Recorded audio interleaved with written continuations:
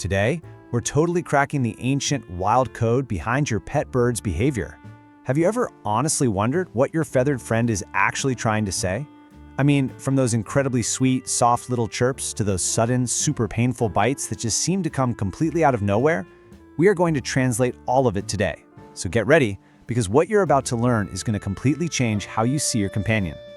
Okay, let's dive right into this. It's a mystery that literally drives so many of us crazy, right? One minute your bird is super sweet, cuddling right up to you, and the very next minute they are screaming at the absolute top of their lungs or lunging at your fingers. Why do our loving pets sometimes turn into little feathered furies?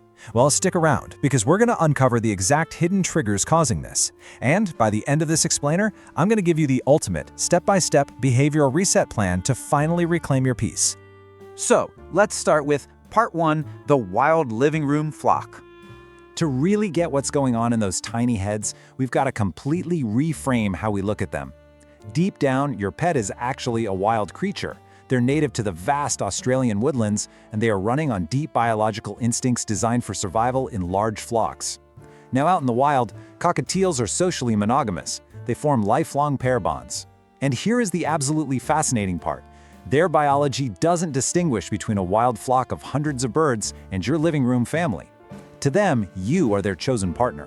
Basically, in your home, you are the flock. And you know they've chosen you when they do this thing called allopreening. It's mutual grooming, specifically right around the vulnerable head and neck areas that a bird just can't reach on its own. So when your bird gently nibbles at your hair, your eyebrows, or even your eyelashes, they are offering you the highest possible level of biological trust. Science actually shows this behavior triggers the release of bonding neurochemicals, kind of similar to oxytocin in mammals. They're actively reinforcing their lifelong bond with you. Moving right along to Part 2, decoding avian body language and sounds. If we want to understand our flock, we've got to speak their language, right? Let's start with the sounds. First up is the contact call. This is that loud, repetitive chirping that's basically just asking, "Hey, where are you?" It's a hardwired biological response to being separated from the flock, which means you. If you leave the room, they're going to call out. But then there's the scream. This is a totally different ballgame. It's a frantic screech that screams, "Immediate danger!" It is a literal 5-alarm fire. If your bird screams, whatever you do not yell back at them. To a bird, yelling just makes them think the flock leader is panicking too, and that only escalates their fear. Now, what's really interesting here is how the bird's crest acts as this super accurate mood barometer. A crest sticking straight upright, that means they're alert or maybe just really curious. If it's resting halfway, you're good. They're relaxed and content. But if that crest is flattened completely tight against their head, watch out. That signals fear or aggression, and it's often paired with a defensive hiss. And let me tell you, a hiss is their version of a growl. It's a direct warning to back off immediately before a bite happens. We also absolutely have to talk about hormonal posturing. The male mating call is this whole elaborate performance. It involves loud singing, whistling, strutting around, and holding his wings away from his body in this little heart shape. That whole show is almost exclusively a male trait designed to impress a mate. The female's call, on the other hand, is a stark contrast. It's just a really quiet, single-note chirp repeated over and over, usually paired with her tail up and her head down. If you're seeing these signs, your bird's hormones are definitely kicking into high gear.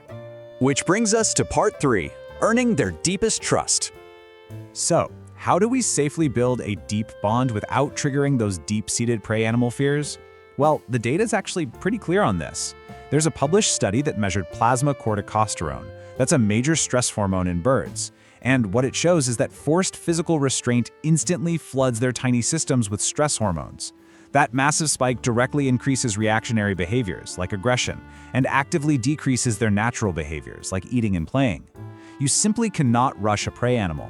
You have to work calmly, entirely at their pace. But when you do take it slow and work at their pace, they'll reward you with these 5 incredible signs of trust. First is crest relaxation. They're just dropping their guard around you. Second is the vulnerable neck bow, where they literally offer you their most defenseless spot for a scratch. Third is the one-legged tucked sleep. Think about it. A bird is built for immediate flight, so deliberately pulling a leg up and tucking their head away is a massive delay of their escape time. They fully trust you to be their lookout. Fourth is the tension shake, which is like a deep sigh of relief. And finally, the rhythmic beak grind as they fall asleep. It is basically the avian version of a cat's purr. But here's the plot twist.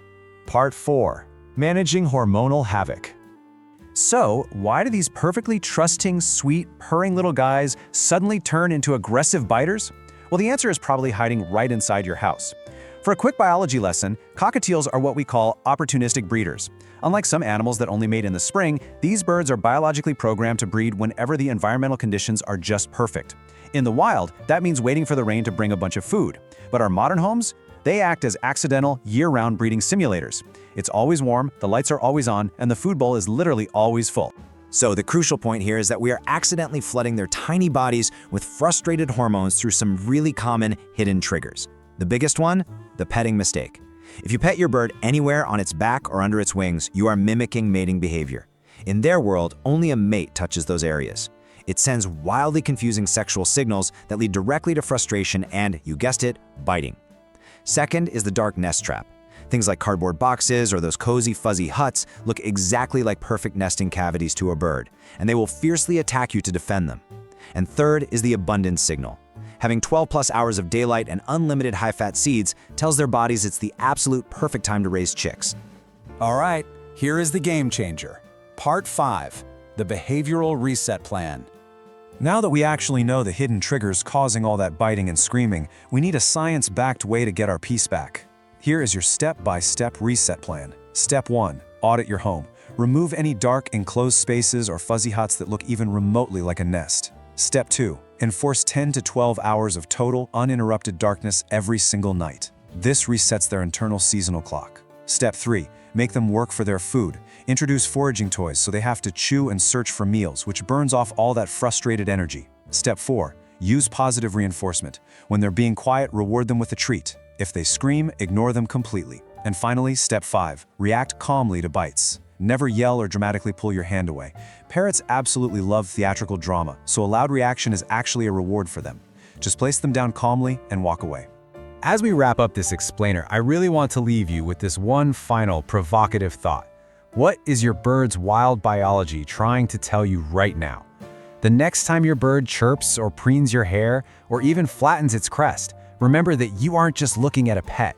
You are looking at a complex, wild companion who's speaking a secret ancient language and treating you as the most important member of its flock. Thanks for hanging out with us, and I really hope this helps you build an incredible bond with your feathered friend.